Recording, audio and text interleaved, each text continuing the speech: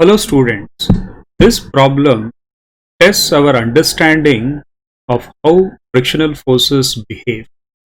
To help you understand better, I suggest you hit the pause button, try the problem on your own first, then you can start the video to look at how I solved the problem. This way, you will be able to reinforce your understanding. A block is placed on a rough inclined surface. A force parallel to the incline is applied on the block in order to keep the block at rest. We are asked to identify the variation in the frictional force as this force varies from P1 to P2. The problem assumes that the tangent of the angle of inclination is greater than the coefficient of friction. Now, first let us understand what if this condition were not true. We are assuming two things here. One, tan theta is smaller than mu. Second, the applied force is absent. Now, if we look at the free body diagram of the block, the gravitational force mg acts vertically downwards. The surface applies the normal reaction n perpendicular to the incline. Now, if I resolve the gravitational force along the inclined surface and perpendicular to the inclined surface, we get, see, if this angle is theta, this is 90 minus theta and then this is theta. So if I take the components of the gravitational force down the incline, we get mg sine theta, and perpendicular to the incline we have mg cos theta.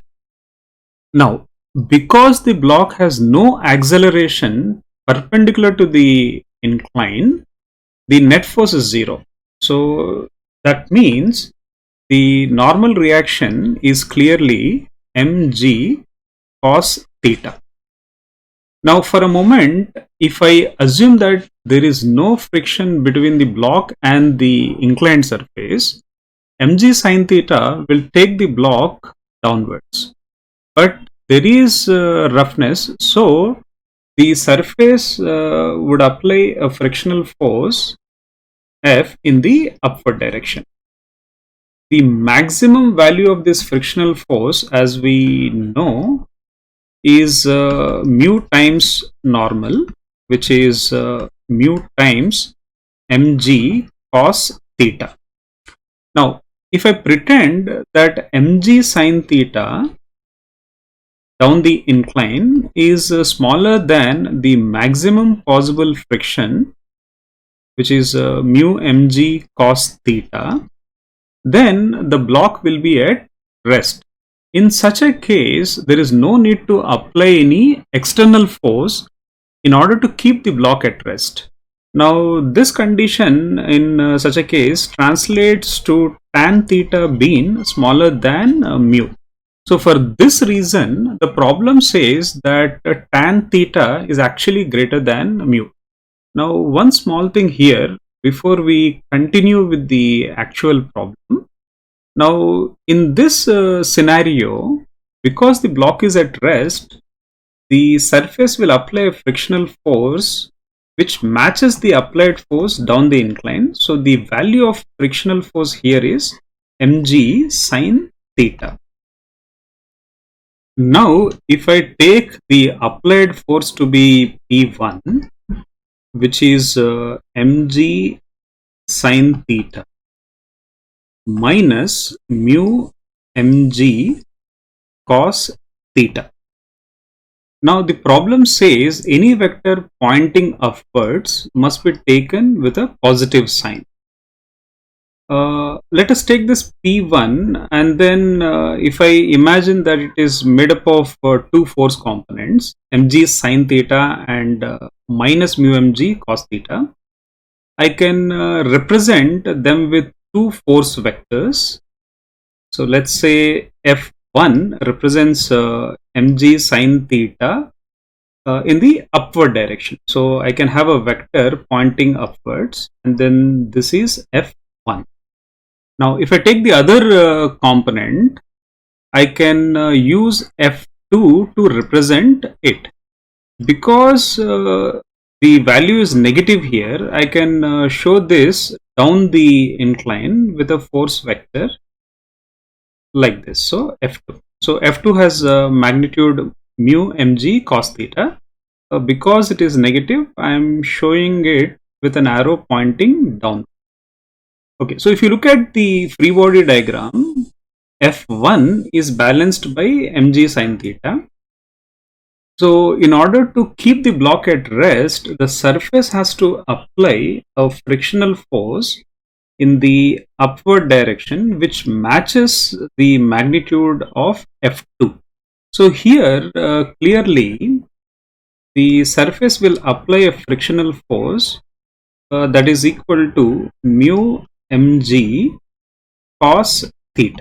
And because this force points up the incline, the frictional force is positive here. So we can easily eliminate options C and D here. Now, if we consider the applied force to be P2, which is mg sine theta plus mu mg cos theta, and here again these two force components can be represented with F1 and F2. So this time both the components have positive values, so they must point in the upward direction.